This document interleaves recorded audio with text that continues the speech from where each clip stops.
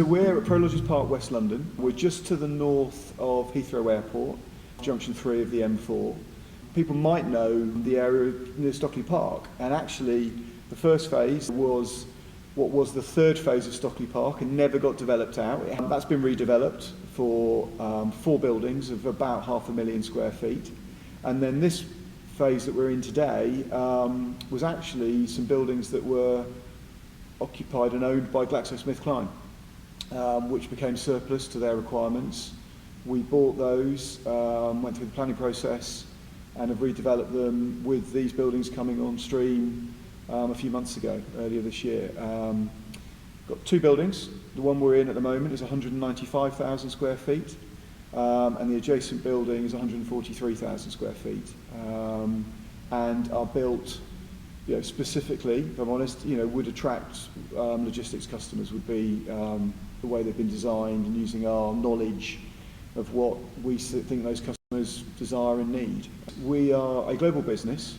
Our headquarters is Pier 1 in San Francisco, and look, we build and own and lease logistics buildings. That's our primary function. There's a few other parts to the business globally, but that's what we're really known for, and that's our core offer, to be able to offer our customers all around the world, state-of-the-art logistics buildings for what they need, as I said, to supply society with that critical infrastructure. Most people will think of Prologis as a developer and of large facilities in the Midlands. And actually, Prologis is a property company. We have 33 million square feet of buildings around the country. Those buildings, some of them are older, they're not all brand new, and we have to refurbish them and re-let them. So we're a full-blown propco. But we also do a lot of development, and I think it's interesting on the development side what's happened in the sector. We as a business are now very much focused on London and the South East. By value at the moment, we're actually slightly more. It's about 53%, I think, on current values is London and the South East compared to the Midlands. So I don't think most people would think about that as Prologis. And then also the type of buildings that we're delivering. We've seen a real shift, like every sector, on sustainability. Something we were doing very early. I think I was saying earlier, back in 2008, we started to reduce and mitigate all the embodied carbon in our buildings, and they've all been beyond net zero since then. Even to the point that we had some of our customers going, what are you doing this for? And we actually even thought, should we be doing this if people don't understand it? And I'm glad we didn't stop and we carried on. But so the sustainability side of the buildings, but also things like the fabric of them, what they look like, the type of cladding we're using, the roof shapes changed. Many of the buildings you'll see here have got a curved roof, Cerberus roof, which we first introduced in Pineham in Northampton on a building for BMW. But now we're starting to introduce sort of more welfare, external seating, better space internally. We're putting gyms in, walking routes, trying to look at the public realm around the building in a way that, dare I say it, probably the industrial logistics sector has been a bit slow and a bit sleepy on, and we're learning from other sectors and really trying to improve that. You don't really find land in London. If you do, it's probably Greenbelt, and that's got its whole set of issues. So most of the sites that we are purchasing have got something else, another use on there. The site we're here today had pavilion-style office buildings that were owned by GlaxoSmithKline. And we bought those. They didn't want them anymore. They weren't really what the market wanted. There wasn't occupancy or interest in them. And we've demolished those, used huge amounts of the arisings actually in the construction of these buildings, but have built brand new logistics buildings on site. And I think we've got other sites like that. We've got other office sites, other older industrial sites that we'll look to repurpose, maybe even go multi-level on. We've got a couple of retail warehouse sites actually as well where we might do something similar. So it's sort of being thoughtful and creative about, are there uses that are maybe coming towards the end of their natural life, or are there ways that we can intensify what's on a site and try and provide more? And I think the growth, and I watched your recent video on the industrial building, which I think is a great project. I think we will see multi-level more of it in London. It's just got to come. I was recently out in Japan looking at what our colleagues are doing out in Tokyo and Osaka, and that's all they do. That's all they've been doing for 20 years, and to them it's like, well, why wouldn't you do that? And it works. I think that's the number one thing I saw. Lots of happy customers, and it works. So it's coming. It's just how quickly it will come to London, I think, is the key question. We've been looking at as well, really trying to understand the mix and type of vehicles. It's also probably, and here's the real conundrum, we don't build one of these buildings just for today. You're building it for the next 20, 30, 40, 50 years, maybe. And what's going to be the vehicle typology then?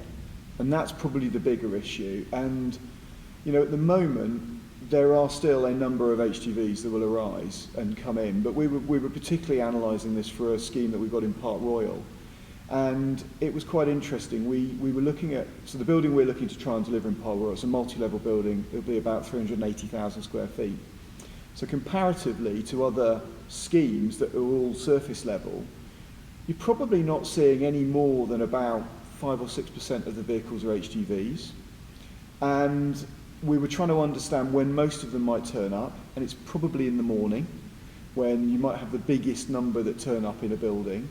And then you're trying to understand how long do they stay for, what's their dwell pattern.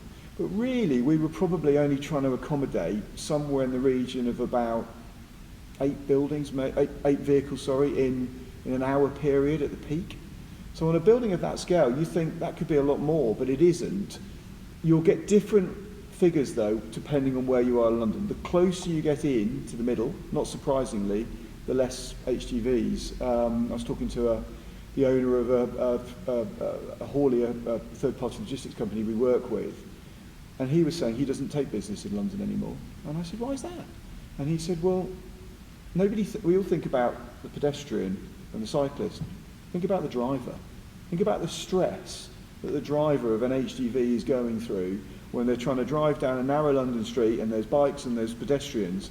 Think about it from that way around. He just thought, I don't need that. I don't need that for my team and my drivers. So I think we're going to see, because of that, because of other pressure, because of a move towards electric or hydrogen, probably not as many HGVs as we currently are, and you would expect over time to see far less. So we're seeing for vans and what we would call sort of typically the size of a 10-metre rigid vehicle, which takes about 40% of the payload of an HGV, we're seeing that hopefully becoming very electrified very quickly. And most of our customers are actively looking at how they can electrify their fleet, which has huge sustainability benefits as well. I do think we're going to be seeing more co-location of industrial logistics with residential, and quieter electric vehicles will definitely help that. And I think, you know, when you look at how London is put together, how it has to exist cheek by jowl, you've got to get your head around that. It's tricky because if the business of logistics is moving stuff, and in London it is, maybe in the Midlands it might be storing it for a bit, but even there it's moving, you're going to get vehicles. And they're probably going to move at times when the road network isn't busy. We've got a building just over the way on our other park in Heathrow, and we take investors round, and you get there at 11 o'clock in the morning, and it looks like they've shut down. It looks like there's nobody there. And I said, no, that's because this building did its work from about 11 o'clock in the evening before till about 4 in the morning, and it's done its job for the day now. Everything's gone out, and then it will replenish, and everything will go out. So I think you've got that issue to deal with, and therefore the way that we master plan is important. Look, personally, I'm much more interested of an advocate of working at how we put logistics, and say multi-level logistics, adjacent and close to residential than maybe on top. I still think there's issues with that personally. Far rather see how we come up with designs to integrate a building close to, rather than, I'm not sure we've quite worked out how to do that, if I'm absolutely honest, or we're not advocating that at the moment. But we have got, we have got a multi-level design, and we are looking at having that in certain sites we've got around London, very, very close to new housing that will be coming out of the ground as well. One other thought on that, Peter, is probably not something that Prologis would do, and I've been saying this to a number of people, anyone who will listen, and we are starting to see it happen more and more, is when you look at the supply chain, and when you look at delivering goods, the most expensive part is the final bit to your front door. And if you can not necessarily do that, and what I mean by that is if we build into residential blocks the ability for a vehicle to drive in, drop say 100 parcels, drive out, that's really efficient. It means that you as the individual would know that that parcel's turned up. You probably have an app that would tell you. You know that you can go and pick it up. It'll probably start to save you money, because at the moment we've all had the benefit of not being charged to have it right to our front door if we've got Prime or whatever, and I think we will start to get charged. And you won't then also have vans littered everywhere because they've dropped everything off. And I do think building that into our public realm and into new buildings that are coming out of the ground definitely would help. Probably not something that Prologis do, because we're not the builders of the residential. We would be trying to build the buildings that serviced those facilities. But that's the most expensive part, because when you get down to a single item, the cost level goes up, as you can imagine. Both these buildings here, as we've been building for many years now, are beyond net zero in construction. So we seek to mitigate the amount of embodied carbon, like on this site, reusing all the materials, as many as we can from what was on site previously. And then we offset what we're left with. We do that through Green Building Council and working with Cool Earth, and we will have mitigated, I think, nearly about 250 acres of Papua New Guinea rainforest with these two buildings. So that's on the sort of the embodied carbon side. On the operational side, our last sort of range, we did it first for a building in Daventry for a customer. And then we've learned from that, and now all of the new buildings that we've delivered over probably the last 3 or 4 years have been beyond net zero in operation as well. If you take the embodied regulated energy load of the building, we're at an EPC A- on this building. So obviously if the customer does something that has a higher load, that will require energy, but we will work with the customer to put additional PV on the roof if they want it on very advantageous terms. So yeah, look, we take sustainability really seriously. We were really privileged to be awarded the Terracotta Seal by the Prince of Wales, as he was then, a couple of years ago, as one of very few global property-related companies that received it. And it's something, every time we try and build a building, we try and do it a little bit better. So we'll be constantly looking at what we do and how we can do better next time. Rents haven't stopped going up. So there is a demand-supply imbalance within London for industrial logistics space. I don't see that disappearing anytime soon. I think one of the consequences of that will be there will be customers, occupiers who frankly think, do I need to be in that part of London? Can I do what I need to do on the M25? Or, we've recently moved a customer a couple of years ago from Park Royal to Milton Keynes. They were in the glass manufacturing and installation business and thought, I can get to London, I don't need to be. We're seeing other customers move out to places like Hemel Hempstead, where the rent's potentially not quite half, but probably 60% of what it would be in pockets of London. So I think you're going to get a real sort of people thinking about what space and who needs to be there.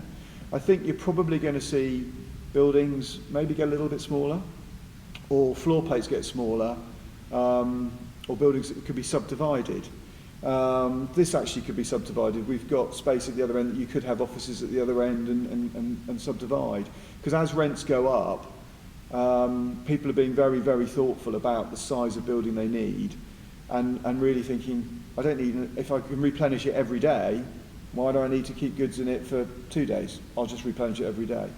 And then I think probably the final part of it, I think, is this multi-level. Because if you think every other part of the property world is able to derive value from multiple floors, our sector typically, other than maybe a mezzanine in the building, has struggled to do that. But I think once we see multi-level, as we see in the Far East, as I mentioned earlier, in Japan, that will change that massively. And I think it could be in a response to the demand that we're seeing, but as I say, rising land prices, and rising rents, allowing it to come through. So on one hand of it, delivering what London needs, but on another side of it, reacting to the fact that the values and the rental have changed. And there are a number of examples, coming through, not just from Prologis, and I think over the next few years we will see a number of multi-level logistics buildings appearing on the London skyline.